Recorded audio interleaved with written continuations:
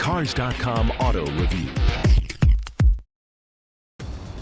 Hi, I'm Dave Thomas with Cars.com, and this is the redesigned 2010 Lexus GX SUV.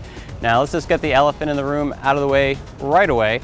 This is the SUV that Consumer Reports said do not buy because it had a little issue with tipping over. Now, Lexus actually did stop selling them, fixed the problem with the stability control, it is on sale, and last month sales were up over 100%.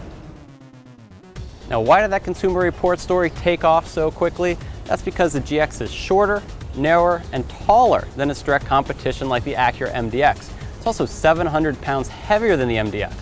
What all that means is when you take a sharp turn at high speeds, it will exhibit more body lean than the competitors. Despite the body lean issue, the GX is still safe to drive. But is it fun to drive? Not really. The V8 engine pumping out around 300 horsepower is pretty anemic, especially carrying around all this weight. Obviously, you can't take corners very quickly, and even the highway ride is kind of uncomfortable, unpleasant. If you do want something that's a better highway companion, a little smoother around suburban roads, you want to stick to something like that Acura MDX, the Lincoln MKT, or even the Buick Enclave. I wish I could say the driving experience was the only negative with the GX, but that wouldn't be true.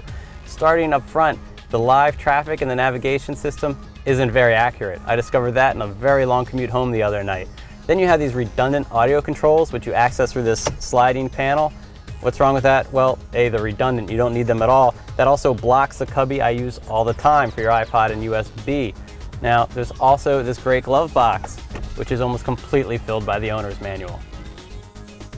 Second row dimensions are also smaller than almost all the competition, but luckily the seats adjust, and when you slide them all the way back, you have plenty of room and you're quite comfortable.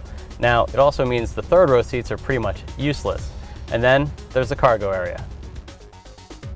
So we've come out to the suburbs where a side opening gate like this won't really be a problem, but if you're in the city in tricky parking situations, it definitely will get in the way.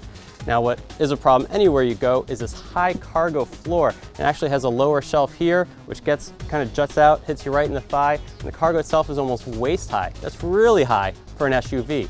Now, that might not be a problem when you're loading light stuff like paper towels, but it'll definitely be cumbersome and get in the way when you're loading heavier gear like golf clubs or a stroller. The final insult to all this injury is the price tag on the GX. It starts at $51,000. The model we have here starts at $56,000, equipped as is, all the way up to $64,000, $65,000. So it's a lot more money than that Acura MDX or the Lincoln MKT, which we actually like driving a lot more. And it's actually similarly priced to the Infiniti QX56, which was also just redesigned, which is a bigger vehicle. We actually like driving it, and you can get it at a similar price.